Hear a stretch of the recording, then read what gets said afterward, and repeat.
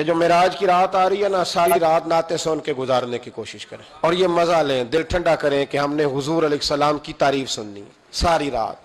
کوئی نہ کسی محفل میں جا سکے تو وہ ٹیپ ریکارڈر پہ سن لے، جہاں اسے موقع ملے وہ سنے، اور کوشش کریں رات اللہ اللہ کر کے گزرے، اور سویرے روزہ رکھنے کی کوشش کریں۔ کوئی مخصوص نہیں کہ 27ویں کا رکھنا ہے، جب دل کرے رکھیں، ممکن ہو سکے تو روزے رکھیں، اور یہ بھی ممکن ہو سکے میرے بھائی تو درود پاک زیادہ پڑھیں۔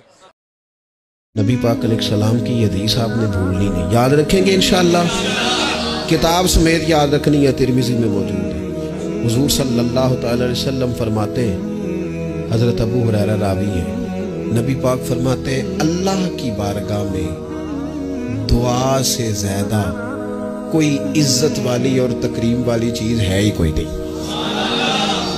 وہ بڑا معزز ہے بندہ، بڑا مکرم ہے وہ بندہ، رب کی بارگاہ میں بڑے اعزاز والا ہے جو رب کی بارگاہ میں دعا مانگتا۔ اس سے بڑی عزت اور تکریم والی شے ہی کوئی نہیں۔ اور یار لوگوں کی کسی بڑے آدمی سے ملاقات ہو جائے تو فریم کرا کے فوٹو لگائی ہے، ساری زندگی اس چیز کو بیچا ہے، وہ سمجھتے ہیں بڑا اعزاز ہے، اتنے بڑے بندے نے مجھے سامنے بٹھا لیا، اور بالکل تنہائی میں 1 to 1 ملاقات، اور اس نے مجھے کہا آپ خود بیان کریں جی کیا مسئلہ ہے، میں آپ کا حل کرتا ہوں۔ کتنی بڑی تکریم کی بات ہے۔ اگر کوئی دنیا دار بڑا آپ کو اور مجھے سامنے بٹھا لے تو لوگ سمجھتے ہیں بڑی تکریم کی بات ہے، اور جس کو رب کہے آ اور مانگ مجھ سے۔